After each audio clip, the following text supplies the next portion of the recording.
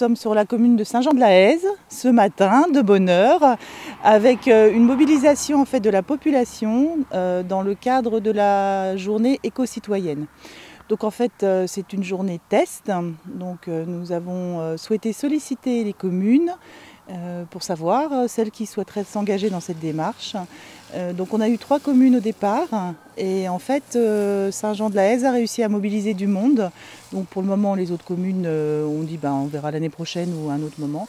Donc c'est vraiment une année et une journée test pour voir si on peut par la suite l'étendre à d'autres communes dans le territoire. Aujourd'hui ils vont partir sur l'entretien des chemins avec le maire qui est là, qui a mobilisé aussi une partie de son conseil. C'est du bénévolat en fait, ce sont les citoyens, les habitants, les associations. C'est vraiment pour mettre un phare en fait sur la démarche éco-citoyenne parce qu'il y a des tas d'associations tout au long de l'année qui font aussi des actions dans ce sens. C'est à la fois bien sûr une démarche développement durable, une prise de conscience aussi que les collectivités, communautés d'agglomération, communes ne peuvent pas tout faire.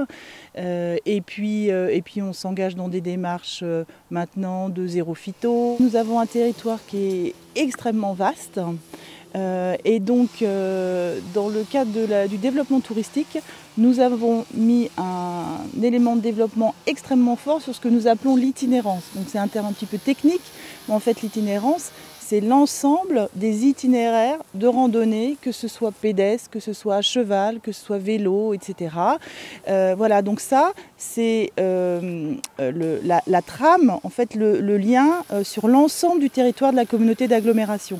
On a toute une bande littorale et puis on a aussi l'arrière-pays, le haut-pays, enfin appelons ça comme on veut. Et donc il est extrêmement important, dans un esprit de cohérence, de montrer que c'est l'ensemble du territoire qui a des atouts. On a vraiment une multitude d'itinéraires et donc vous comprenez bien que les collectivités de toute façon ne peuvent pas tout entretenir.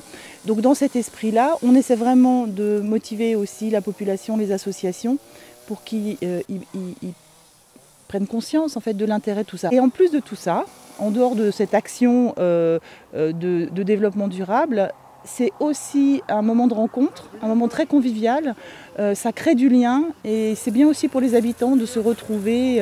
Aujourd'hui, vous voyez, il fait très beau, donc ils vont commencer à 9 h jusqu'à midi. Il va y avoir une pause déjeuner où ils déjeunent tous ensemble. Ils refont ça l'après-midi. Voilà, ça va être une journée aussi du vivre ensemble. C'est une action qui a été proposée par la communauté d'agglo.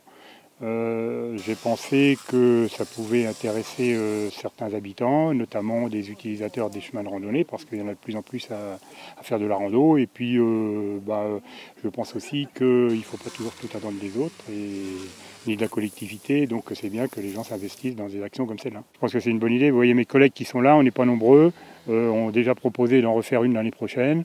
Peut-être à cette date-là, d'ailleurs, la Saint-Michel. Alors, la Saint-Michel, ça ne sera pas un samedi, mais on trouvera une date au plus près. Et puis, je pense que le bouche à oreille fera que, comme c'est une journée quand même assez conviviale, fera qu'on aura peut-être, je l'espère, un peu plus de monde encore. À bientôt sur tvie.tv.